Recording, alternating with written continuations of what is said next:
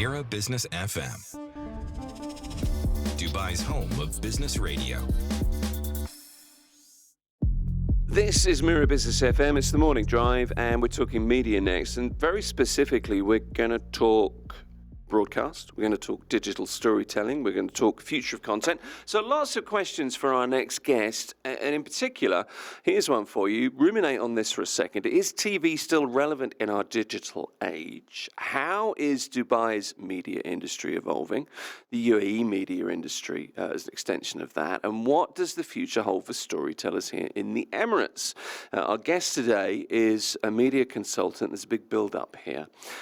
Speaker and award-winning executive producer. Over the last 25 years, she's produced and directed groundbreaking TV shows, launched Dubai's first locally produced English programs, and she's built her own production powerhouse, TI22 Films, which has won some major international awards as well. She also created Dubai On Demand, a content and personal branding platform, and she currently leads, and I believe created, Dubai Today, Dubai One's daily lifestyle show. So, Reim El Houni, welcome. Nice to meet you. For having me. I feel as though we should have crossed paths before, but we haven't. But I've seen you online, so when you walked in, I'm like, I know that face. I immediately. But that's what you want to happen, don't you? You do, actually. I'm going to start with something here because this is something that you're very excited about. So let's throw the questions aside for a second. Just 3 words for you. Ditch the silver. Tell me about that to start with. I'm so excited. I'm so glad we've started with that. I think anyone who may or may not know me knows that I'm very passionate about getting people on camera. So I actually run these boot camps because I feel in today's day and age, it is the attention economy. Everyone wants to be out there. And Ditch the Silver actually was born from one of our boot camps. So the lovely Arva Ahmed, who runs Frying Pan Adventures, she's been doing that in Dubai for the longest time, these food tours in Bastakia, attended one of our boot camps, and there was a little bit of a spark, and we thought, oh, this could turn into something bigger. We worked together to launch a YouTube channel just about a year ago. YouTube channel, slow growth, got a bit of traction. Emirates saw the potential, and it now airs on Emirates, got a few sponsors on it. Took it to OSN. OSN saw the potential, commissioned 10 episodes, and then Dubai Tourism saw the potential, and they're now the official sponsor, and it is currently live on OSN Plus and OSN TV. So this is a show where you find somewhere that is off the beaten track that you wouldn't ordinarily go, and you find these, little hidden food gems? Absolutely, and I think anyone who knows Arva, she's always been very good at identifying those hidden gems that no one would have come across, just hidden, tucked away in those street corners. But why I'm really excited about this project is it goes to show that in today's age, anyone can create a show. If you have the passion about your subject matter, it's about creating that content, building an audience, and then the sponsors will come. And now we've seen the streaming platforms will support it as well.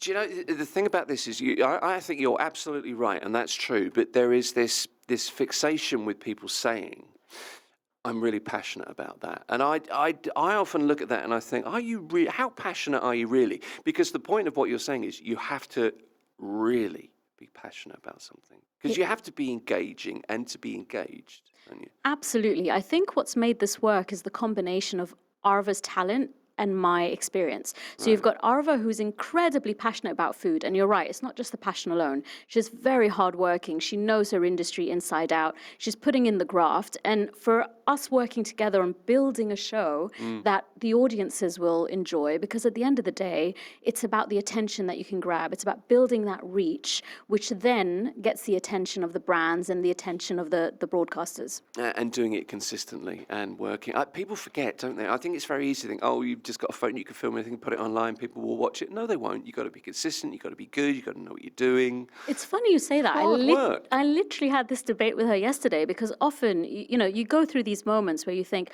oh, I don't think I've got enough content this week. Oh, I think I'm okay skipping a week. No, your audience will remember, and your audience will find someone else in the meantime. So the consistency is key in anyone's growth. Yeah, absolutely right. So look, let's talk a little bit about you in the industry and what you've seen over the last couple of decades, from early English language programming to today's digital ecosystem. There's been a sea change. It's a leap. In your view, and I kind of talked about this very briefly in the introduction. Is TV still relevant? Has online social content eclipsed TV, do you think? I think that's such an interesting question. And I think, given where we are in I don't want to answer that. No, actually, I have a very clear opinion on this. I think it is incredibly relevant in the UAE, and I think it's incredibly relevant in MENA. And the reason I think that is because people still attach a high level of credibility to TV content. Maybe not the viewership, but the credibility. Yeah. And what I mean by that is, you mentioned earlier, I started DXB Today. It's been on air for 3 years, and it's on traditional TV.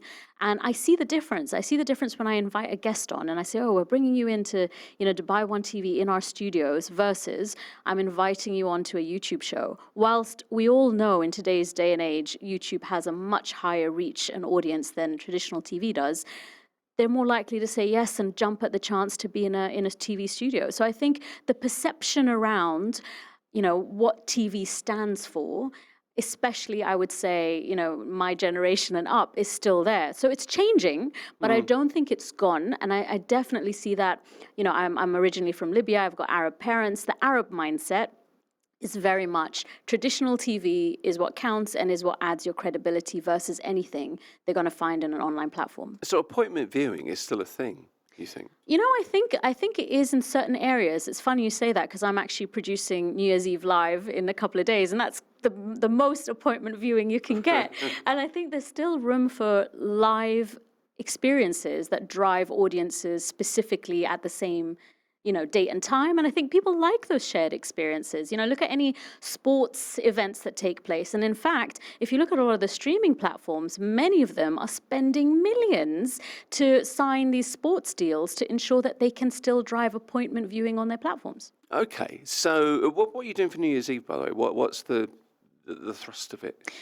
Well, it's a live New Year's Eve show. Get to watch the fireworks across town by tuning into Dubai One. With lots of people in different locations. We have reporters in different locations. We've got our, studio presenters, and, we've got guests in the studio discussing the year that's gone and the year that's to come and everything you'd expect from a New Year's Eve show. Okay. Let's talk a little bit about kind of the large-scale live TV stuff. And New Year fits well into that. But you did Studio Expo during Expo 2020.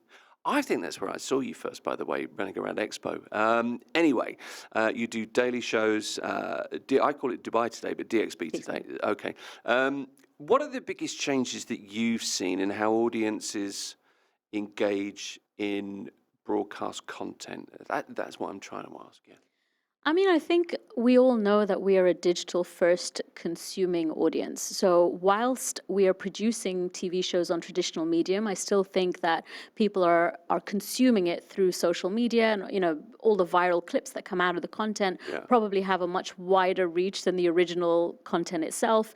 And that, I think, is the biggest shift, is that even when we're producing it, we're very conscious of the soundbite moments. We're very conscious of, which clips are going to live on Instagram, on YouTube, and actually on LinkedIn, because in a lot of cases, I believe LinkedIn is underutilized for driving traffic to traditional shows, especially when you're producing thought content that features a lot of thought leaders, because they like to showcase where they've been and the content that they've featured on. So I think we're very aware of where the content is actually being consumed, even when we're producing it for a traditional medium. What about LinkedIn? Because I know that's something that you, I was going to say hold dear, that's probably the wrong phrase, but you know what I mean.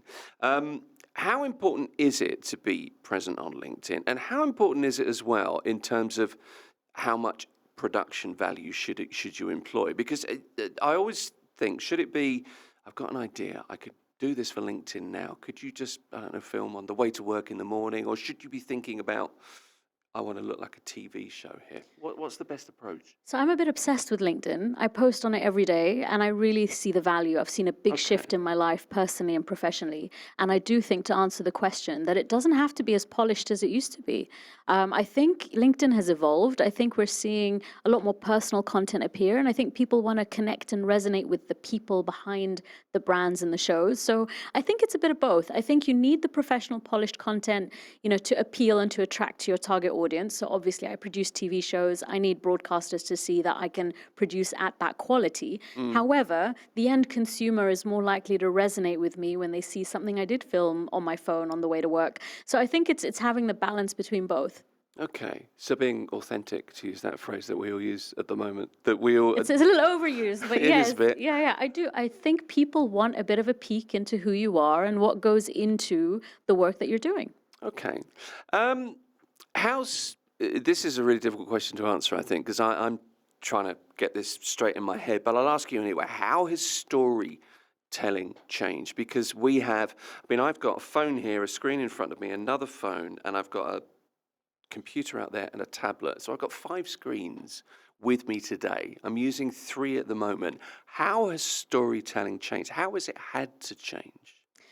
I think people's attention is dipping significantly, and it's more of a challenge to try and keep it. So I know when I'm producing a TV show, I always have that moment where I think, oh, that's the moment they're going to switch the channel, and you're constantly trying to, Right. keep the pace of the content moving to keep someone focused and engaged. However, we are seeing this rise in reality programming, and we're seeing a rise in documentary content and this kind of fly on the wall type content, which may not require the same level of attention. And I think that is to address the second screen, third screen situation that we have, where and I've seen myself do it. I've seen myself put something that doesn't require my attention in the background as I, am focused on the screen in my hand. And it's we're becoming multitaskers, and it's becoming harder to get someone's attention. The thing is, though, we've got these great TV shows. There are a few that jump straight into mind. Breaking Bad is the first one that comes into mind. But there's a plethora. I've been wanting to get that word in all day today. Finally done it.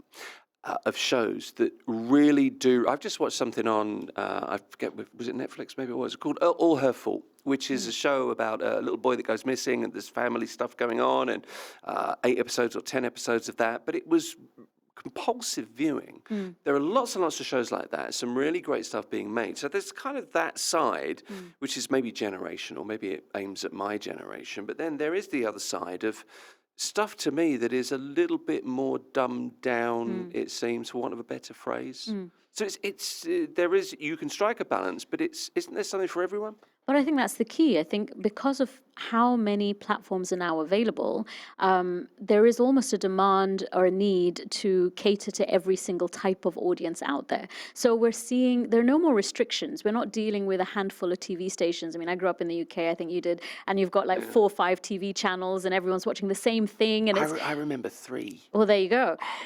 But point being is now, because there are so many choices, you are almost looking for the right fit and what speaks to you. And in fact, it's even not just even the type of content, but homegrown content. I think there's something as high as 40% of people want to watch content that is relevant to them in some way. So it's causing more of a diversification and more quantity. And it can be argued, is that quantity over quality? But I think it just means that there's something for everyone nowadays. How do you approach that, though, in your role? Because you're trying to produce quality content, you're trying to produce engaging content with some success. I have to compliment you as well. But how do you do that in the face of, that people are going to be watching your show, and they might be, flicking through Instagram. So you have to contend with that. You're competing, aren't you? It's very, very difficult. And you do what you can. I mean, with DXB today, we have 13 presenters at the moment. Right. And I know when we started out, everyone's like, 13? Isn't that a lot? What are you playing at? It's unlucky for some. It could, well, yeah. But it's one of those where, honestly, when I was putting that show together, it was a case of how are we going to appeal to as many people as possible? You know what? Let's have a diverse mix of nationalities, personalities, ages, and just really mix it up in terms of the conversations we're able to have, so that we can appeal to as wide a base as possible. And it does mean that, we can talk about Comic-Con one day and talk about World Government Summit the next, because you can mix about the personalities accordingly. So I think I've got more of an awareness of needing to try and create content that appeals to a general mass audience. I'm very aware that we are probably on the second screen, but if we're on a screen, then I think we've succeeded at this point. And not just with the presenters, but we actually created something called a guest co-host, which I have found really interesting, because it's about getting new presenters in every day. And they obviously bring in their tribe and their audience and their niche. And that's been an interesting flavor as well. So to answer the question, I think I'm looking at the TV content we produce from a lens of how do we broaden it? However, on the flip side, you've got shows like Ditch the Silver, which is how niche can we get? Because Ditch the Silver literally speaks to people who live in Dubai who are not wanting to go to fine dining, not interested in the Michelin star chefs, and they just want to find that little 10 dirham, chai and karak and whatever it is from the street corner. There's something about that, though. There's something about the quirky. I mean, I always think the more I know, the less I know. I don't know. People will talk about TV concepts, and you've got to watch this show and that show, and I'm thinking, that's probably not for me. And I watch it and think, no, that is exactly for me. But I don't know what's going to work and what's not going to work.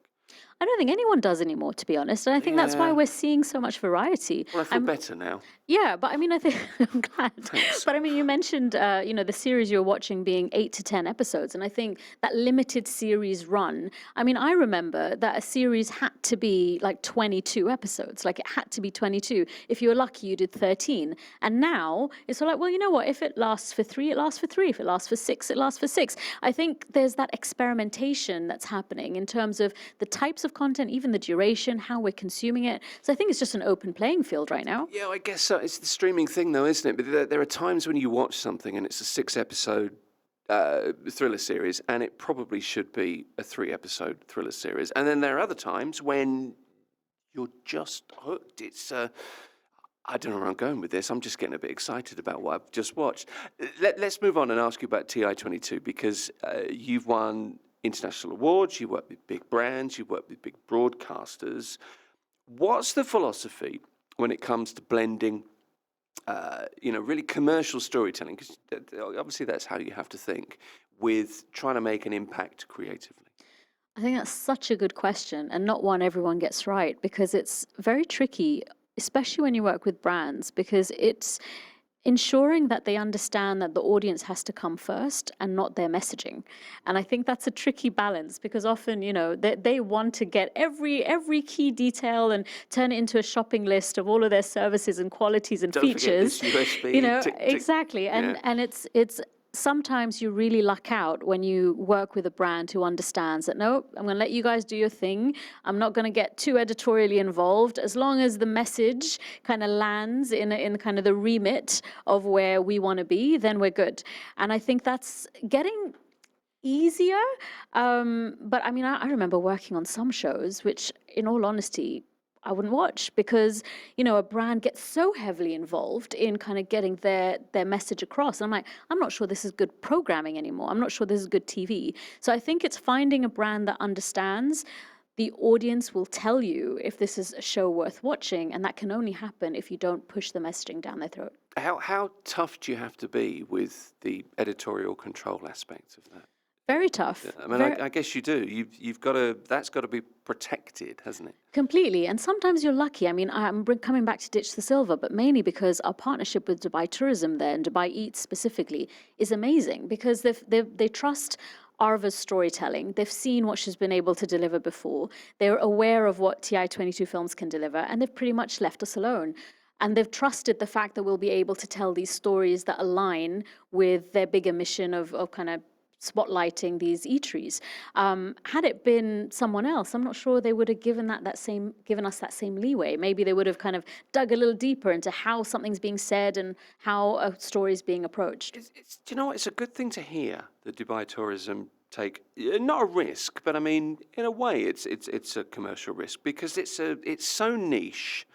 And to use that term again, it's a very kind of authentic way, because these restaurants exist, the people cooking in these restaurants exist, and to find them, to enjoy them, and to share that experience is a really nice kind of different side of Dubai from, the glitz, the glam, the cars, and all of that stuff. It's a nice juxtaposition, I think. And you know what really opened my eyes is we had a mini premiere. We did it at Cinema Akil, and we invited all the restaurants that featured in the series. And it really felt like a community project. It really felt like, wow, for all of these restaurants, they probably haven't had the exposure that the fine dining establishments have I bet. had, and for them to see themselves reflected on screen and watching and following this journey. Yeah, it's been a very special experience. Well, you're going to get people thinking, all I did this for was to make an omelette because I like omelettes, and now I'm on telly. I mean, it's brilliant. Well, it's possible now. That's what I'm trying to say. I think we're in an era where whatever your passion, and as we said earlier, hard work, consistency, you can get out there. I make a mean cheese omelette, by the way. Just saying. Just let that sit for a while. The thing about Ditch the Silver is it's a very niche thing. It's been very successful. There's something a little bit quirky about it, and I mean that in a good way.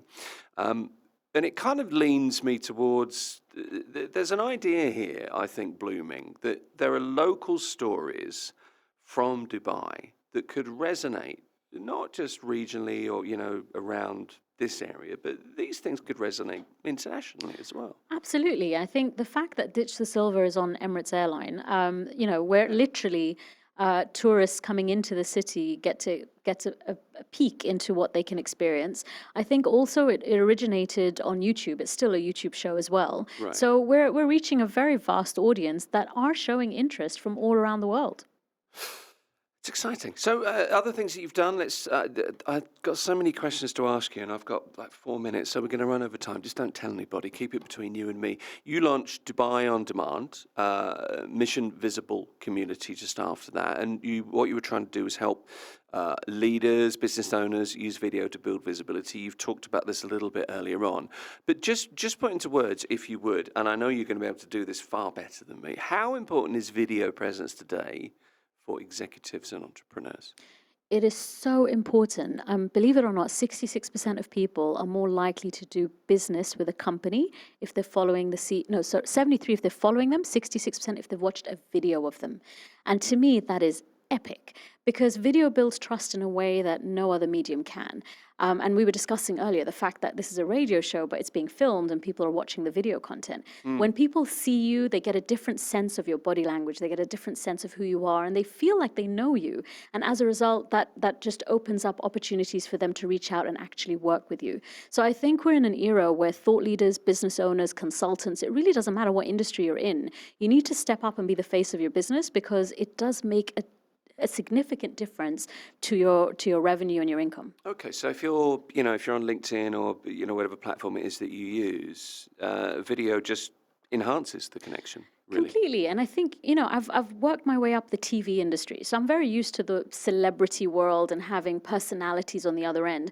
And nowadays, we all have that power. You just need to get more visible on your own social media streams using the tools in your pocket. And I mean, you said it yourself, we haven't met, so yet somehow you felt like you knew me.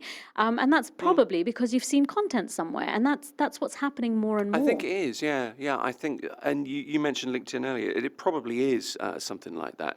Okay, so you're a business leader and you're a little bit old school. And I include myself in this, not as a business leader, a little bit old school. And you still think kind of TV video is a little bit complicated. It's not really for me. It's not what I'm about. I haven't really got much of an idea of my own personal brand. And I've thought this for years. And actually, I realise I'm probably wrong. But what advice would you give somebody that thinks that way?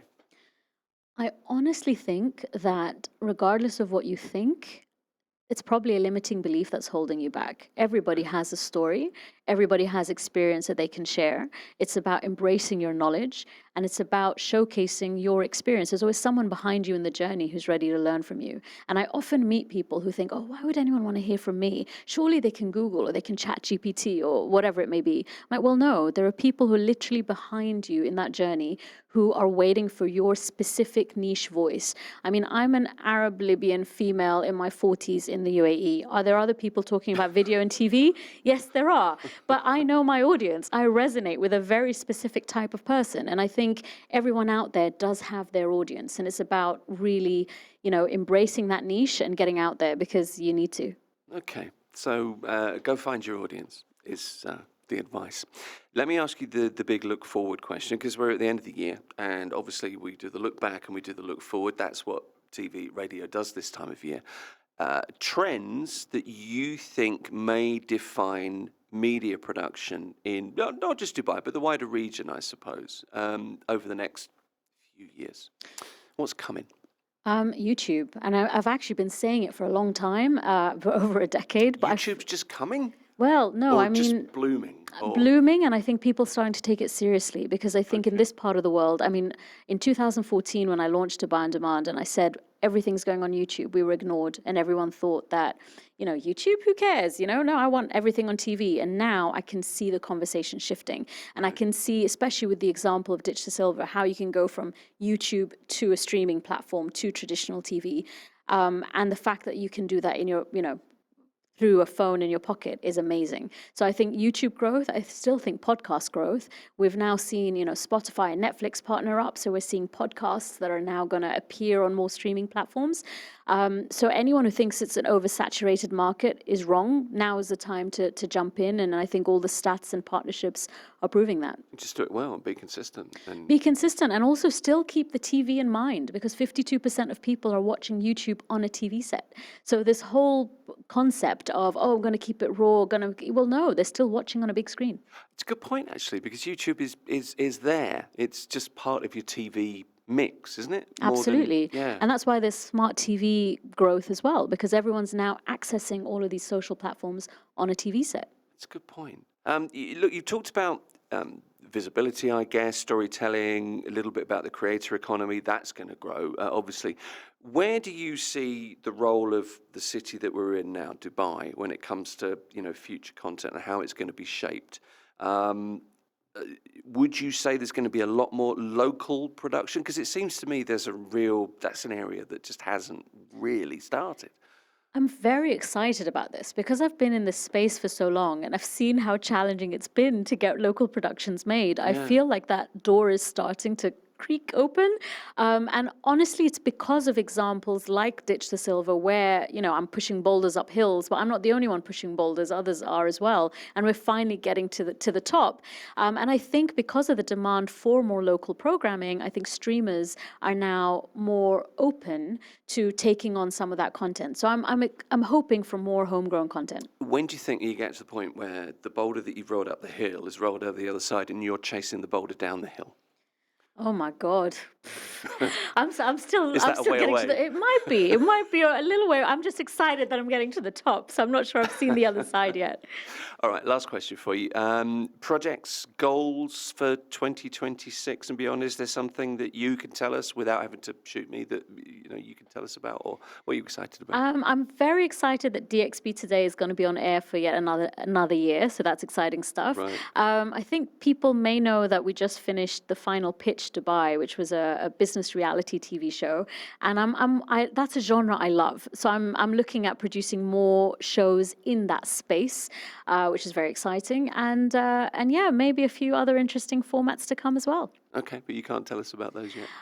Let's just say I think the food space is looking very promising right now. That'll please producer Michael. He's Mr. Food. Anyway, look, Reim El Houni is a media consultant. She's a speaker. She's an award-winning executive producer, DXB Today, loads of other stuff. I've really liked talking to you. Thank you. I've enjoyed it as well. Thanks for coming in. This is The Morning Drive. It's Mira Business FM. A like, a subscribe is appreciated. Wherever you join us from, get in touch. Tell us what you think. Everything we do is available to listen or watch. Again, find us wherever you get your podcasts from. Just search Mira Business FM.